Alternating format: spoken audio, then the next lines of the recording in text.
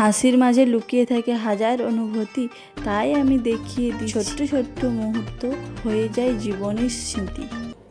নমস্কার বন্ধুরা, রাধা রাধা। আমি মাম্পি, আমার চ্যানেলে আপনাদেরকে স্বাগতম জানাই। আপনারা কেমন আছেন? আশা করি ভালো আছেন। তো আপনাদের সুস্থতা কামনা করে আজকের ব্লগটি শুরু করছি। আর কালকে ছিল রথযাত্রা, কালকে ইন্টারভিউতে দেওয়া হয়নি, এই জন্য আজকে এডিট করতেছিলাম ভিডিওতে, তখন দেখলাম ইন্টারভিউতে দেওয়া হয়নি, এই জন্য ইন্টারভিউতে এখন দিচ্ছি। তো আর কালকে রথযাত্রার উপলক্ষে একটা জিনিস বানিয়েছি, আপনাদেরকে দেখাচ্ছি। দেখুন, এই জগন্নাথ ঠাকুর বানিয়েছি। আপনারা কমেন্ট করে জানাবেন যে কেমন হয়েছে।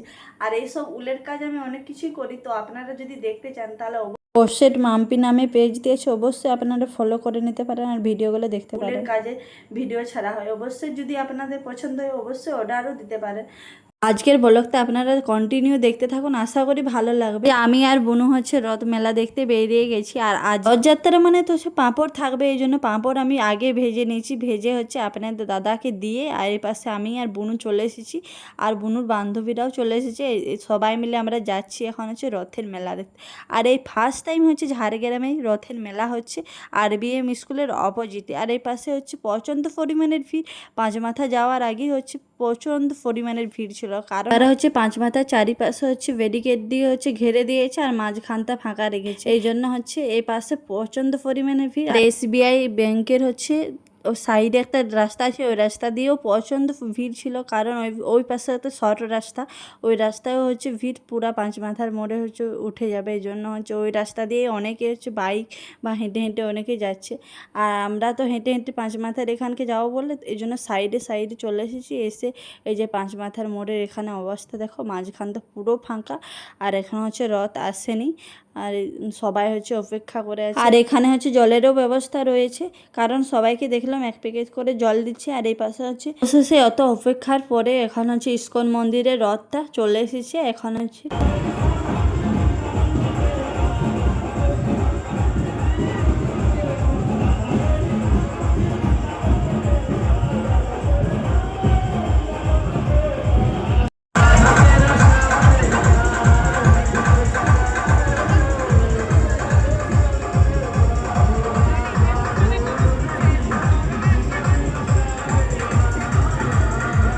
ইস্কনের মন্দিরে রথটা ঢুকতে ঢুকতে তার কিছুক্ষণ পরেই জল শুরু হয়ে গেছে। তাও এই পাশে ভক্তরা সবাই নাচ করছে, আর এই পাশে প্রসাদ দিতেছিল, তো আমিও প্রসাদ নিয়ে নিলাম। আর এখানে প্রচণ্ড পরিমাণে বৃষ্টি পড়ছে, ওর মধ্যে বাতাসকে ছড়িয়ে দিয়েছে, আর বাতাসা তো জলে গুলিয়ে গেছে। আর কারণ চারিপাশে তো ঘেরা আছে, আমরা গিয়েও কোরাতে পারছি না, এই জন্য বাতাসাগুলো দেখছি জলে মানে গুলিয়ে গেছে, হালকা হালকা সাদা সাদা হয়ে আছে, যেমন শিলা বৃষ্টি হয়েছে ওইদিকভাবে দেখাচ্ছে। আর এই পাশে সবাই রথের দড়ি টানবে বলে সবাই লাইন দিয়ে রথের দড়ি টানছে। তো আমরা এখন এখানে ইস্কন মন্দিরের রথের দড়ি টানতে পারছি না, কারণ চারিপাশে ঘেরা আছে, এই জন্য এখন তারবনি পরে।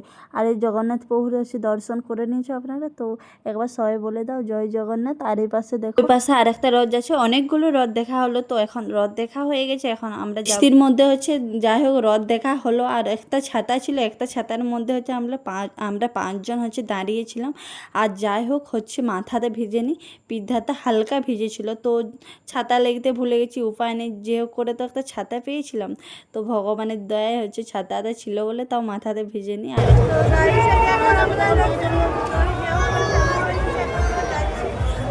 আমি এত ভিড়ের মধ্যে ব্লগ করতেছিলাম, কিন্তু সেরকম কথাগুলো শোনা যায়নি, এই জন্য আমি পরে ভয়েসটা দিচ্ছি। এই যে এখানে আর একটা রথ, তো আর একবার আপনারা জগন্নাথের দর্শন করে। এখানে একটা দারুণ মুহূর্ত দেখতে পেলাম। এই যে একটা বাচ্চাকে ওর বাবা মা নিয়ে এসেছে রথ দেখাতে। সত্যি আমাদের ছোটোবেলাতেও এটি কী সুন্দর ছিল না, বাবা মার সাথে যেতাম রথের মেলায়, তারপরে রথের মেলা দেখে আসার সময় পাঁপড় ভাজা জিলাপি খাতাম। সত্যি আমাদের ছোটোবেলাতে মনে পড়ে গেল। আর এই পাশে মেলায় ঢুকছি, ঢুকার আগে একটা বড় ঘটনা ঘটে গেছে। বুনু আর বুনুর বান্ধবীরা সবাই রথের দড়ি ধরতে গেছিলো। এবারে মোবাইলটা বুনু আমার কাছে ছেড়ে গেছে। এবারে বুনুর বান্ধবীরাও আলাদা হয়ে গেছে, বুনুও আলাদা হয়ে গেছে, আর আমিও আলাদা হয়ে গেছি। এবারে বুনুর বান্ধবীরা ফোন করে যে রিঙ্কুকে পাচ্ছি নি, তখন আমি ভাবলাম যে বুনুকে একটা ফোন করি, তাহলে আমিও তো দেখতে পাচ্ছি নি, তাহলে ফোন করলে পেয়ে যাব। কিন্তু ফোন করে দেখি ফোনটা আমার ব্যাগে রয়ে গেছে।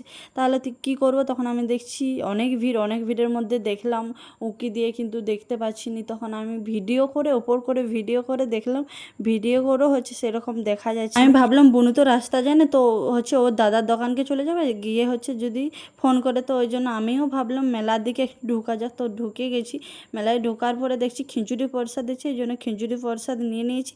আমি আগে খেয়ে নিয়েছি, তারপরে আপনার দাদা আর তারপরে বুনুদের জন্য হচ্ছে নিয়ে এসেছি, বুনুরাও খাবে। তো এ পাশে হচ্ছে আমি হেঁটে হেঁটে আসতেছিলাম, তারপরে আপনাদের দাদাকে ফোন করলাম, কারণ রাত্রিবেলা আবার হচ্ছে চারিপাশে যা ঘটনা হচ্ছে এই ভয়ে হচ্ছে আপনার দাদাকে ফোন করার পরে আপনাদের দাদা আনতে চলে এসেছিলো। তারপরে আপনাদের দাদার সাথে হচ্ছে দোকান চলে এসেছে। ভয়েসটা হচ্ছে রাত্রিবেলা দিয়েছি, যদি কিছু ভুল ত্রুটি হয়ে থাকে অবশ্যই ক্ষমা করে দিও। তো আজকের ব্লগটা এই পর্যন্ত, পরবর্তী ব্লগে দেখা হচ্ছে, ততক্ষণ আপনারা ভালো থাকেন, সুস্থ থাকেন।